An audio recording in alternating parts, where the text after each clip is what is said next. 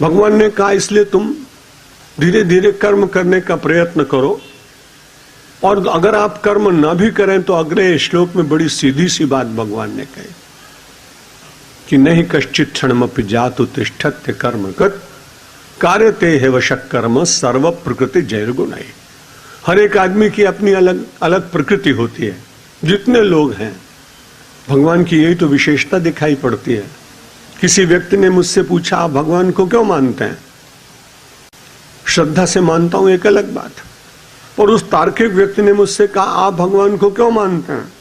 मैंने कहा मैं भगवान को इसलिए मानता हूं कि 6 अरब प्राणियों में से किसी का चेहरा ज्यों का त्यों किसी से मिलता नहीं, इतने मॉडल तैयार करने वाला कोई दूसरा चित्रकार दुनिया में हुआ नहीं, इसलिए मैं भगवान को मानता।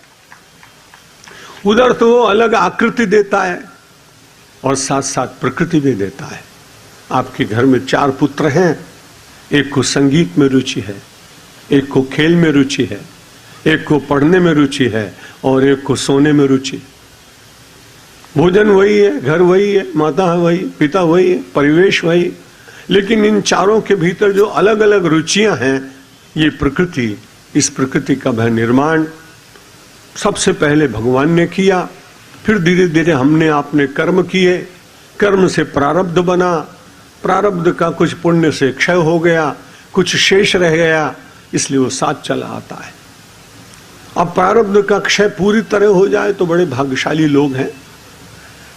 आपने कि मान लीजिए कि बैंक से लोन लिया, आप चुकाते रहे, अचानक आपके शरीर छूट गया तो योग्य उत्तराधिकारी आपके उस ऋण को चुकाने के लिए तैयार रहेगा और दे देगा। लेकिन मानो वो ऋण नहीं चुका तो शेष रहेगा। आप भले उसको न दे जाएं, लेकिन उसको देना तो किसी न किसी जन्म में पड़ेगा। ठीक इसी तरह से हम अपने प्रारब्ध के बहुत सारे कर्मों का क्षय सत्कर्म के द्वारा करते चले जाते हैं, लेकिन बाद में जो कुछ कर्म शेष रहते हैं वो तो उसी प्रकार से मिलेंगे। आप न लेना चाहें तो भी मिलेंगे। आप ये बैंक को कह दे कि हमने एफडी ली है, हम इसका ब्याज नहीं लेंगे, पर ब्याज तो आपके खाते में जो आपका सेविंग बैंक होगा उसमें चढ़ता जाएगा। आप ये कहें कि हमने कर्म किया और कर्म का फल हमें नहीं मिले, ये संभव नहीं।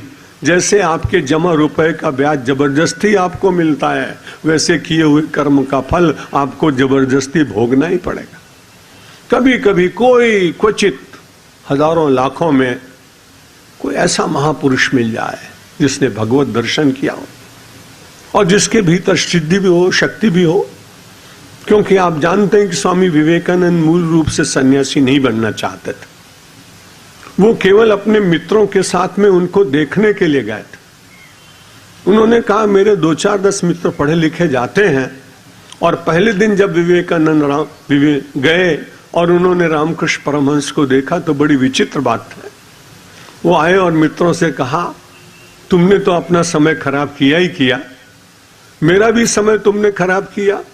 ऐसे पागल आदमी में क्या देखने का था जो तुम ले गए? विद्यार्थी कुछ बोले नहीं, मन को कष्ट तो हुआ उनको। उन्होंने कहा अब तुम मत आना। अब शनिवार बीत गया, रविवार आया तो उन मित्रों के पास विवेकानंद जी आए, नरेंद्र नाम है उनका। उन्होंने कहा तुम लोग आज फिर जा रहे हो क्या?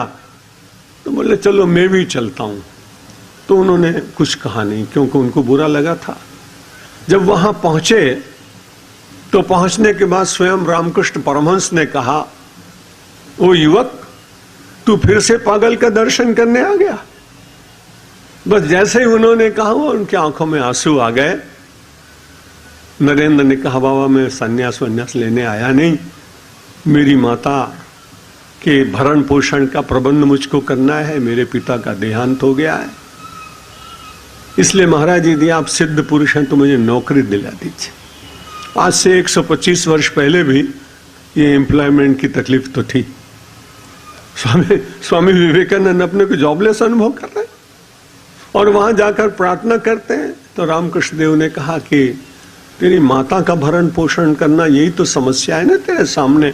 हाँ महाराज, उसी के लिए तो मैं आपसे नौकरी मांग रहा हूं।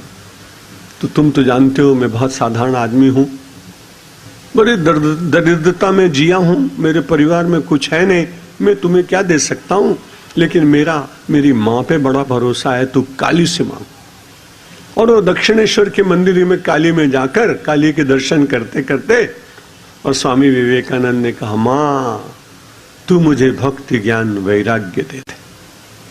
वो लौट के आए, उन्होंने कहा माला मिली नौकरी? बोले बाबा नहीं मिली। तो 3 बार मांगो। दूसरी बार गए, तीसरी बार गए, हर बार मुंह से वही निकला।